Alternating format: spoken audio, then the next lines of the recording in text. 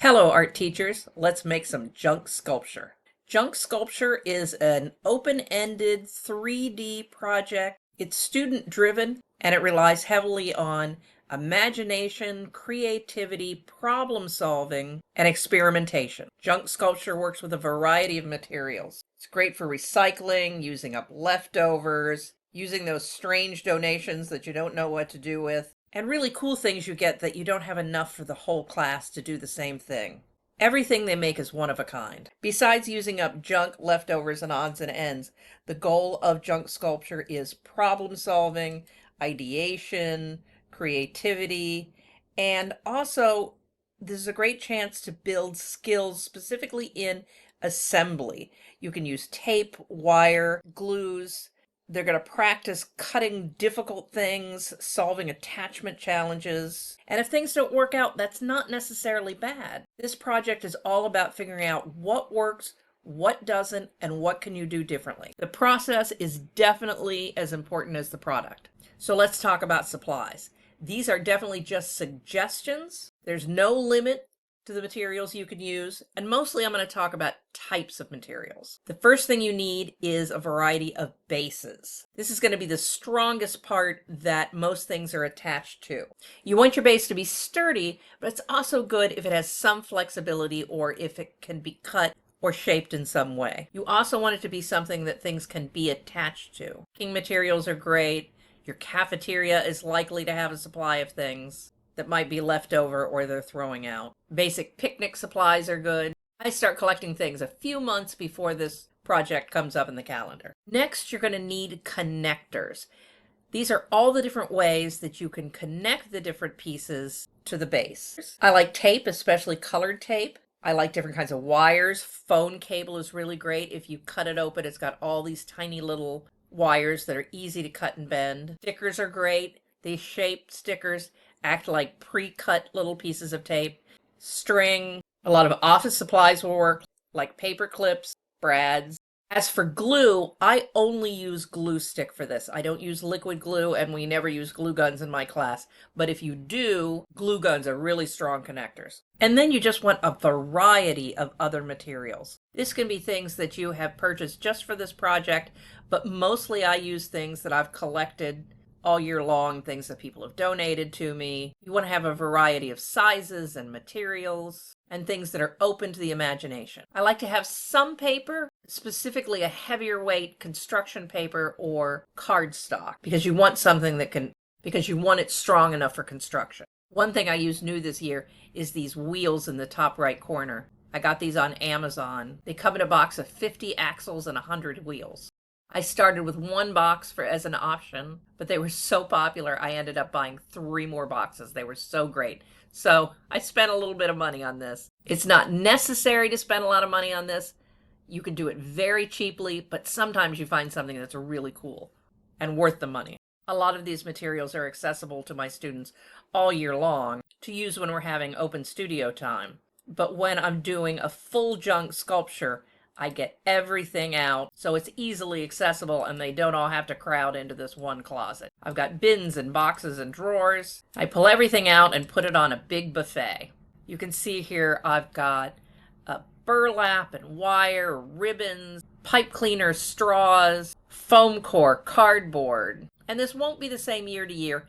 It's not the same even day to day, and sometimes we run out of things or get new things, so it's not even the same class to class. The important thing is you want to have a variety that spurs creativity. The last thing you're going to need is definitely scissors.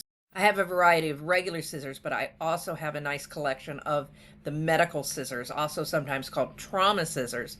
Those are the ones in the top right. These are excellent for cutting wire and cardboard and other thick or tough things. I know chomp saws are really popular right now. I don't have one, but this is a great use for a chomp saw. Definitely want to have something that can poke holes. Now this all on the top I keep for myself, but I keep it handy. So if I see someone trying to poke a hole with scissors or something else through cardboard or foam core, I can go with the awl and make a hole.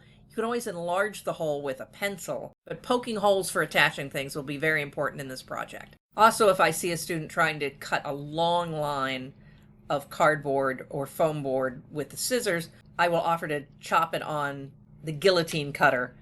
Makes it a lot quicker. But I only do that for really long and tough things. I really want the students to enjoy the productive struggle of making things work, figuring it out, and going through the process, even if it's tough. And here's part of my buffet. I have materials all over the room because if you have it too much in one space, everyone is crowded around trying to get it at the same time. Now, it is impossible to keep this neat and tidy, especially if you're doing this with multiple classes. And this is what I do. I do most of my grade levels will be doing junk sculpture at the same time for about 2 weeks, usually near the end of the school year. The littles, the kindergartners in the first grade, will do a modified version with fewer, easier to use materials. But for the most part, my whole room is covered with this stuff. I keep back some materials to refill the boxes.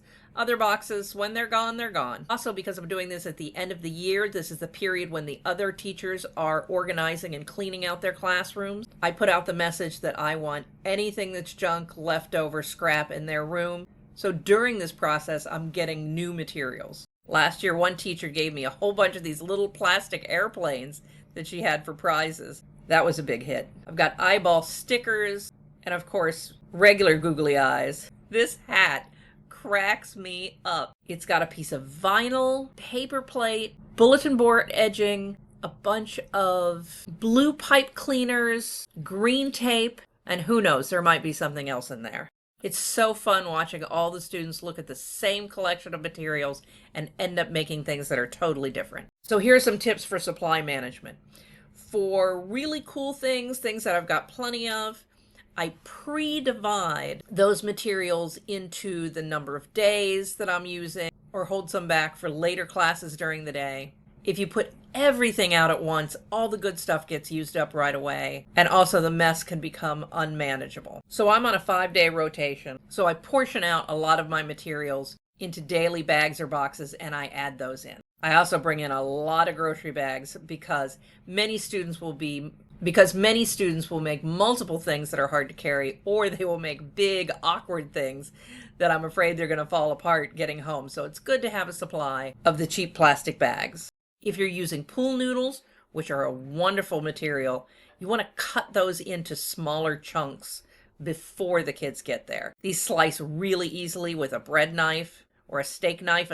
A serrated knife is what you want to use. But if you give them a big chunk, they're going to use the whole chunk at one go. So go ahead and cut those into different slices of ring or half rings or chunks. I also like to cut a lot of the pipe cleaners in half to make those go further. And straws can also be cut down into smaller pieces for different uses. Giving them materials in multiple sizes really expands their choices, keeps them from using too much at one go, and sparks that creativity and problem solving. Now, as I said, I rely heavily on donations, not only through my school, but through my arts association and my church, and all of my friends know that when they're cleaning things out, they know they can send any junk to me. Now, I do accept almost everything, but there are things I don't use for this project or things that I accept and toss them out in the trash myself because I would rather have the option to look at everything rather than having them figure out if I need it or not. That said, there are some materials that I would just say no to, at least for this project. Anything that's dangerous or breakable. Candles, glass jars, not using. Anything that's going to require too much preparation on your part. If you can use it by cutting it in half, great. If you're going to need to wash it, dry it, cut it, soak it, sand it, or pre-assemble it, it's not worth the trouble. That's the sort of thing you want to save for your own projects, not necessarily for the kids. You really have to consider, can this be attached? A good example would be plastic bottle caps. If you've got a hot glue gun, those are going to be great for your buffet. But because I don't use a glue gun, the only other way to attach it would be liquid glue. And I don't use liquid glue because I don't want anything that is going to have to dry. I want them to be able to walk right out the room with it. So I try to avoid things that I can see are going to be a recipe for frustration. I don't want anything that is oversized to the point that we don't have room for it, or the homeroom teacher is not going to have room for it. Nothing that's going to be too fragile. Again, I'm not sending anybody out with glass. Nothing that's too messy. Again, this is why I'm not using a glue or glitter glue or confetti. You don't want anything that's going to be too hard to cut. Small pieces of hard plastic that can be used as a base are fine, but if it's something that's really hard that's going to have to be cut down by the students, either pre-cut it or leave it out. And don't bother with donations that are dirty. I know people always say, well, you can clean that, you can fix that, you can soak it. You are a busy professional. You do not have time for that. If it's dirty, put it in the trash. As I said, I don't use liquid glue for this, and also I do not allow glitter in my room ever. Anybody donates glitter, I put it aside. Teachers ask me, hey, do you have any glitter? Here you go, it's yours. But I'm not giving students glitter, certainly not in this open-ended melee where I've got stuff all over the room. You may have your own list of banned materials, or you may use materials that I don't. But there are some materials that are just better left for more specific controlled projects. You want them to have a variety and choice, but you really want to limit it to things that are going to be practical for this project, and you don't want to overwhelm them with too much choice. I don't have any paint or pastels or really most drawing or painting tools at all. They have access to markers and pencils, but even though you're going for variety, you don't want to empty out absolutely everything you own. The great thing about this project is how they're all exposed to the same materials and they come up with different ideas. The students will make things that I never would have thought of. On the other hand, it can be really good for the way that they are inspired by what other people are doing and how they help each other. Often I'll have students come to me and say, Miss Wineland, how can I do this? You know, like John did. And I'll say, I don't know. Go ask John how he did it. And having them develop ideas with each other can be so much more impactful for their creativity than having me show them how to do everything. I do keep an eye out for ways to help, as I said before. If I see them trying to cut something that is too big or perhaps using the wrong kinds of scissors, I'll say, oh no, use the super scissors instead, or let me cut that on the chopper for you. I keep that all handy for when I need to poke holes in things. I often show how tape might be more effective, or bending the paper or cardboard to create a flange. Rather than demonstrating all the possibilities at the beginning while they watch, I just let them work and do spot demonstrations as necessary.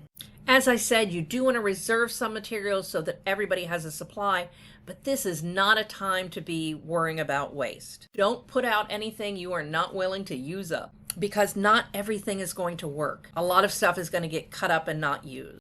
I will limit people on how many sets of wheels that they can use, or advise them to cut back on using too much tape if you use all the tape in one spot, you're not going to have any tape left when you need it for the next step, because they will go hog wild on that tape. But figuring out for themselves how much they need is an important part of the lesson. Let them get frustrated. Let them fail. And then help them figure out how to start over or fix it or change their mind. The end product, or the durability of the end product, is very secondary to the exploration and experimentation. This is absolutely one of my favorite projects. I always do this if I do a summer art camp, and I always do it on the last day. This is how we use up every last scrap we have. Make sure you leave it a little extra time for cleanup. They are not going to want to stop, but your room is going to be a hot mess. I'm Heidi Howe, and this was just one of the hundreds of ideas, demos, projects, and lessons I have on my YouTube channel. You can also follow me on Facebook. I love to hear about what worked for you and what didn't, and I love to see pictures of how you used this in your class and how you improved it. Remember, we're all in this together, and any advice that you can give for the next teacher will be greatly appreciated.